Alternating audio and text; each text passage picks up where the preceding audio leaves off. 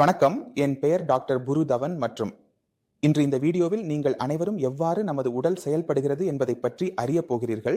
எவ்வாறு நமது சிறுநீரகம் பாதிக்கப்பட தொடங்கும் போது உடலில் யூரியா எவ்வளவு சேர்கிறது மற்றும் எவ்வாறு நமக்கு தெரிகிறது சிறுநீரகம் எவ்வளவு சதவீதம் பாதிக்கப்பட்டுள்ளது என்பதை வெறும் கிரியேட்டினின் மதிப்பின் மூலம். இதற்காக நான் இந்த சிறிய பாட்டிலின் உதவியை பெறப்போகிறேன். இந்த பாட்டில் ஒரு காலி பாட்டில். இதை உங்கள் உடலாக கருதுங்கள். இதன் கீழே நான் ஒரு துளை செய்துள்ளேன். இந்த துளையின் பொருள் நீங்கள் மேலே இருந்து குடிக்கும் நீர் கீழே சிறுநீரின் வழியாக வெளியேறுகிறது என்பதாகும். இதை முழுமையாக புரிந்து கொள்ள முயற்சிக்கவும். பின்னர் உங்கள் மனதில் ஏதேனும் கேள்விகள் இருந்தால் நீங்கள் கருத்து பகுதியில் கருத்து தெரிவித்து எனக்கு தெரிவிக்கவும். அடுத்த முறை இதை கவனத்தில் கொண்டு செயல்படுவோம். நமது உடலில் என்ன நடக்கிறது என்றால், ஒரு திறந்த குழாய் உள்ளது. வாயின் மூலம் நாம் நீரை உள்ளே கொண்டு வருகிறோம் மற்றும் சிறுநீரின் வழியாக அதை வெளியேற்றுகிறோம். நாம் நீரை குடிக்கும் போது அது முற்றிலும் சாதாரணமாக இருக்கும். ஆனால் சிறுநீரின் வடிவத்தில் வெளியேற்றும் போது உடலில் உள்ள அனைத்து அழுக்குகளும் அதில் கரைந்து வெளியேறுகிறது. உங்களுக்கு விளக்கமாக இந்த உடலை நீங்கள் புரிந்து கொள்ளுங்கள். இப்போது நாம் கிரியேட்டினை கொண்டு வருகிறோம். கிரியேட்டினுக்கு நான் கருப்பு உப்பை பயன்படுத்துகிறேன். அப்படியானால் நாம் செய்கிறோம், இதில் சில கருப்பு உப்பை சேர்க்கிறோம். அனைவருக்கும் கருப்பு உப்பு வந்தது என்று தெரிகிறது. ஏனெனில் கருப்பு உப்பு நீரில் கரைகிறது. அதனால் நாங்கள் கருப்பு உப்பை எடுத்துள்ளோம். நிறம் சிறிது கருப்பு போன்றதாக இருக்கும். அதனால நீங்கள் அனைவரும் அதை கேமராவில் பார்க்க முடியும். இப்போது இந்த கேடனின் என்னவென்றால், இது எங்கள் உடலில் என்றும் உருவாகி கொண்டே இருக்கும். யூரியா என்றும் உருவாகி கொண்டே இருக்கும். இங்கே நாங்கள் தனியாக சேர்க்கிறோம், ஆனால் அது உடலில் தானாகவே உருவாகும். இப்போது இது உங்கள் உடலில் உருவாகி கொண்டிருந்தது. இப்போது யாராவது தண்ணீர் குடிக்கும் போது என்ன நடக்கிறது என்றால், தண்ணீர் குடிப்பதால் அது தண்ணீரில் கரைகிறது.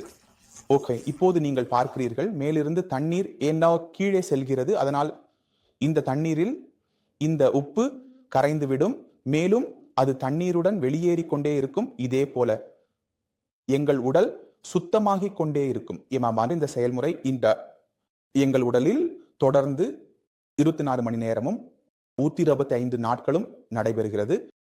செயல்முறை கொஞ்சம் கொஞ்சமாக நடக்கிறது. ஏனெனில் நேர காலம் தொடர்ந்து இருக்கிறது.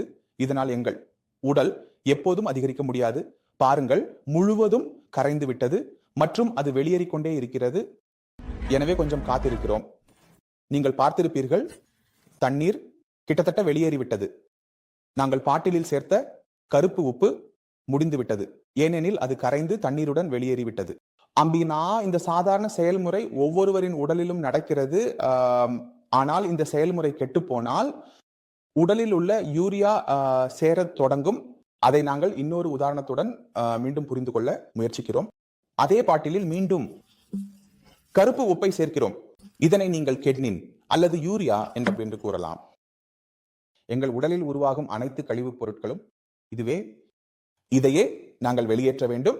அது இப்போது நிலைமை கொஞ்சமே மாறுகிறது. எங்கள் சிறுநீரகம் பாதிக்கப்பட்டால் என்னாகும்? நீங்க நினைவிலே வைத்திருக்கிறீங்களா? நான் உங்களுக்கு பந்து போன்ற பொருளில் சிறிய துளை காட்டினேன் இல்லையா? இப்பொழுது அந்த சிறிய துளைக்கு அந்த சிறிது சிக்கல் ஏற்படுத்த போகிறோம். அந்த சிக்கல் எப்படி என்றால், இரத்த அழுத்தம் அதிகரிக்கிறது, சர்க்கரை அதிகரிக்கிறது. இரத்த அழுத்தம் மற்றும் சர்க்கரை அதிகரிக்கும் போது என்ன நடக்கிறது என்றால், எங்கள் சிறுநீரகத்தின் செயல்முறை, சிறுநீரகத்தின் உள்ளே உள்ள சிறிய நெஃப்ரான்கள் சேதமடைகின்றன.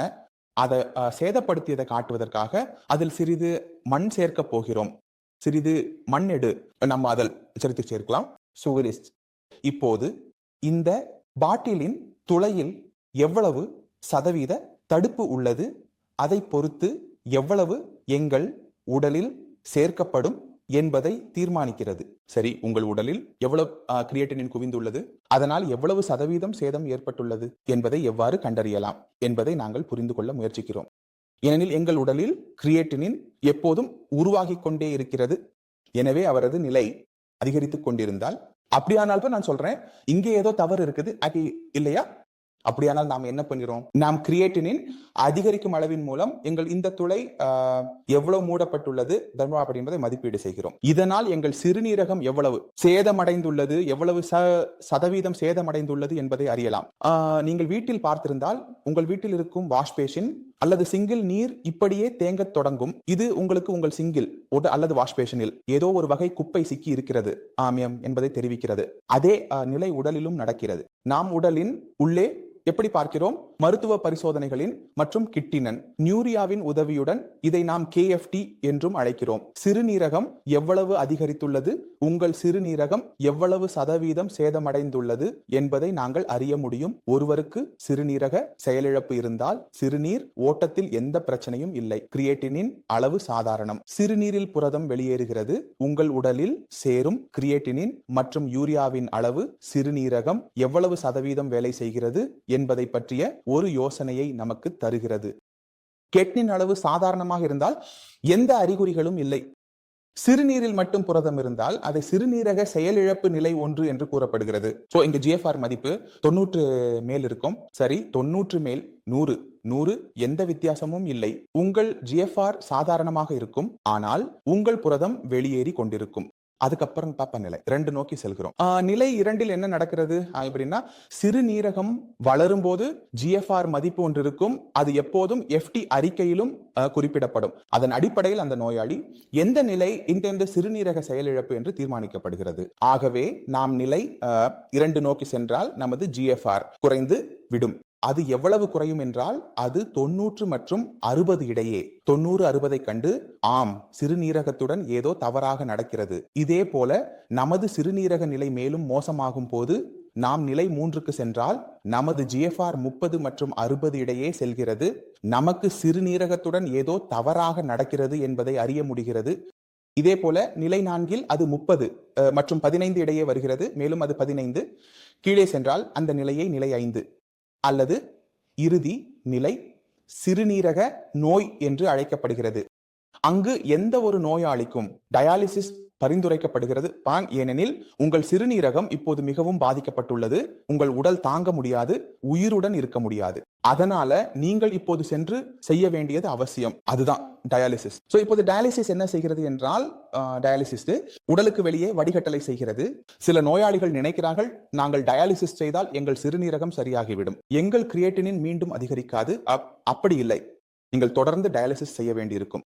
இதற்கு பின்னால் காரணம் என்னவென்றால், உங்கள் உடலில் உள்ள அழுக்கு, அதாவது யூரியா, அது உருவாகும். அதை தொடர்ந்து உடலிலிருந்து வெளியேற்றுவதற்கான ஒரே வழி எங்களிடம் உள்ளது. அது சிறுநீரகம்.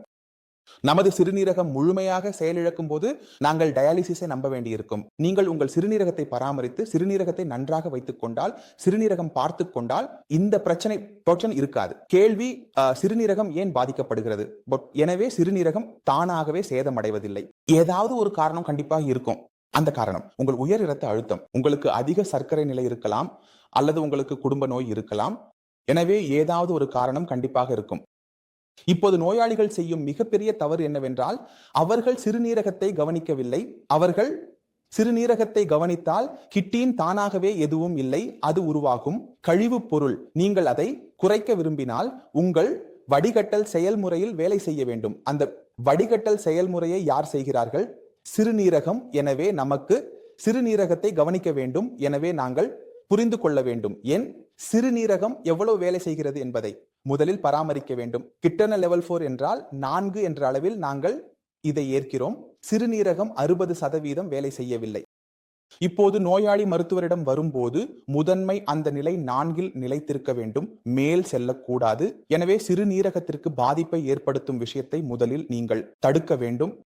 ஒரு முறை நிறுத்தப்பட்டால் நிலைத்திருந்தாலும் சிறுநீரகத்தை பாதிக்கும் காரணிகளை சரி செய்யாவிட்டால் கிரியேட்டினின் அளவு அதிகரித்து நோயாளி டயாலிசிஸ் அல்லது மாற்று நோக்கி செல்ல வேண்டிய நிலை ஏற்படும். உங்கள் வடிகட்டும் செயல்முறையில் சிறுநீரகத்தில் வேலை செய்வது அவசியம். நீங்கள் இதில் வேலை செய்தால், இரத்த அழுத்தத்தை கட்டுப்பாட்டில் வைத்தால் நீங்கள் எதிர்பார்க்கும் முடிவுகளை பெறலாம்.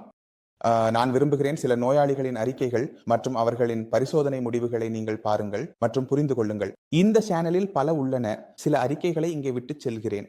அதை முழுமையாக புரிந்து கொள்ளுங்கள். அப்போது நான் உங்களிடம் கூறும் விஷயம் எவ்வளவு நடைமுறைக்கு உகந்தது என்பதை நீங்கள் புரிந்து கொள்ளத் தொடங்குவீர்கள். இதனுடன் நான் உங்களிடம் செல்ல அனுமதி கேட்கிறேன். அடுத்த வீடியோவில் சந்திப்போம். அதுவரை வணக்கம்.